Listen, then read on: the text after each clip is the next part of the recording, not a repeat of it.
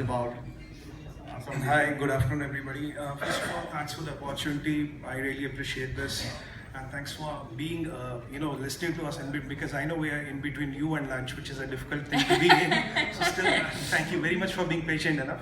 Well, let me get it straight. When I started my company Aurelius, we're the first of our kind. We're a knowledge solutions integrator, which is not. There's nobody in India. There's nobody in the world, as I know.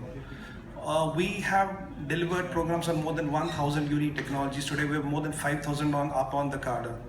Because I believe that whenever you wanted to do something for any business to grow, from any business to scale up, there's one thing which you always need is the technology. We all are aware of the classical case study of Nokia, wherein they brought innovation, but they could not catch up, and the Apples and Huawei's of the world just got them out of the business. It's not important, are you small, are you big, or are you a giant like Nokia? If you do not code the technology, what Upasana rightly said, you do not adapt the technology. Scalability cannot come without technology. Adaptation cannot come without technology. Access to global markets cannot come without technology. So the power is within the you. There are technologies available, and technologies make it cheaper, they make it scalable, they make it more affordable. So I wanted to, and what Mr. Chaudhary said, that there was not a great technology consulting company, an Indian technology company, consulting company, except some foreign brands. So I took up this challenge and I wanted to do it. I wanted to make an Indian powerful technology company, because today we are delivering programs in around 40 countries.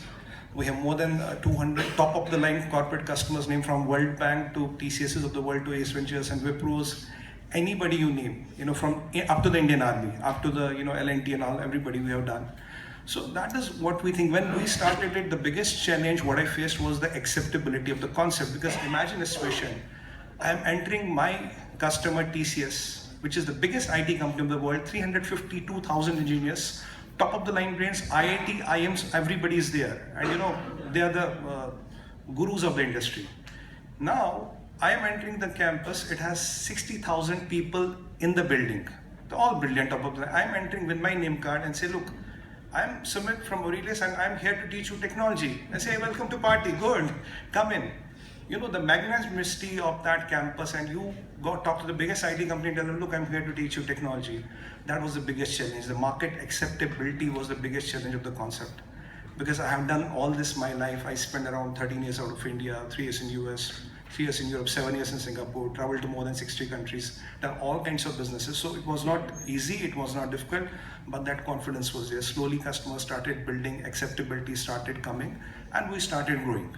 So I think that market acceptability and taking on the challenge is the biggest thing, because, and I had all the humility and grace with me when I said to one of my key contacts there, sir, I said, how big are you? When they talk lakhs. They talk 10 billion, 20 billion. How big are you? I said, I can tell you one thing very confidently, my all staff put together is less than your pantry staff in this building. and it's honestly, ये सच कह रहा था. I mean, my staff was around 40, 50 people, and in that building, the pantry staff must be around 1,000 people or 500 people. But with that conviction, with that grace, we still went in, we got them, and we started getting all other customers. Then the second challenge which you get in my kind of a business is finding the right set of people. Because what I believe, when you have to scale a business, your functional people should be better than you. If they are not better than you, my accountant has to know more finance than me, my CTO has to know more technology than me. So I'm a techno-commercial guy, but he has to be better than me. My sales has to be better than me. So all functional people have to be better than you. That is the second challenge what I faced. Third is finding the money, and I'll be very candid with you, very honest with you. You have to find that initial seed money, because what rightly people said, nobody is going to give you money when you have your own money in your bank account or in your grandfather's account, and you ask Mr. Singh, can I have the money? He says, sorry, fly kite. It doesn't happen. It doesn't happen in India, it doesn't happen anywhere in the world. So you have to put your money, you have to put your skin in the game. You have to show them a proof of concept, it works, and the people will come.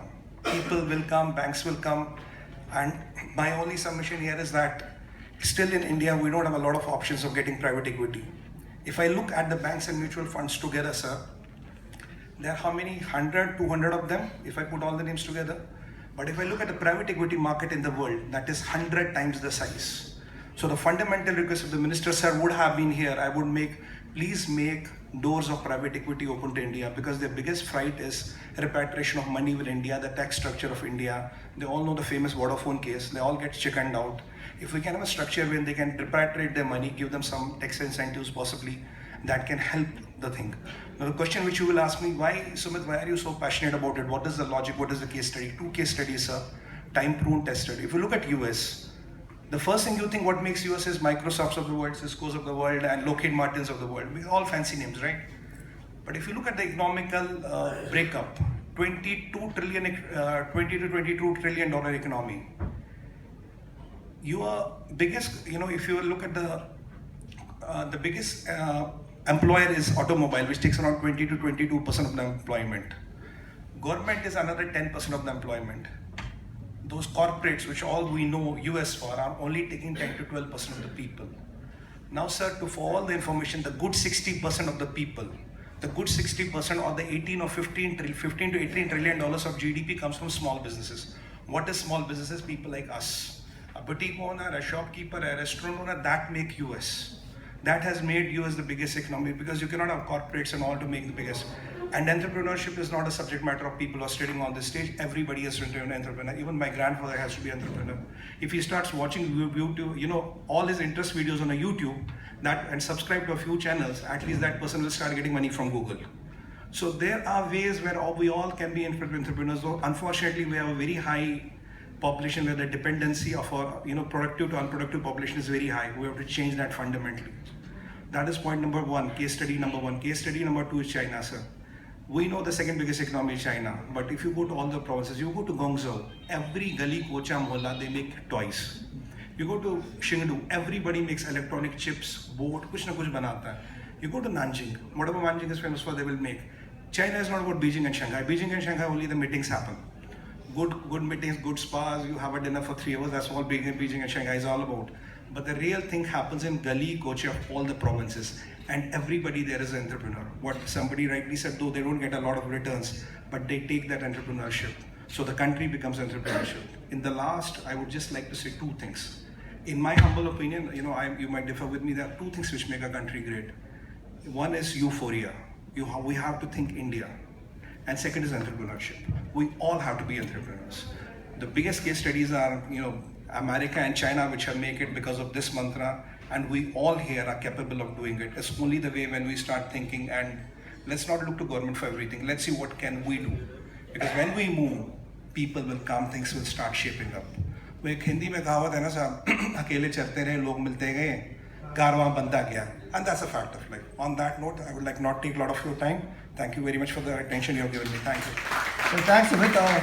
A very big valid point. I think we call ourselves MSMEs, which stands for small and medium enterprises. I don't think it's about being small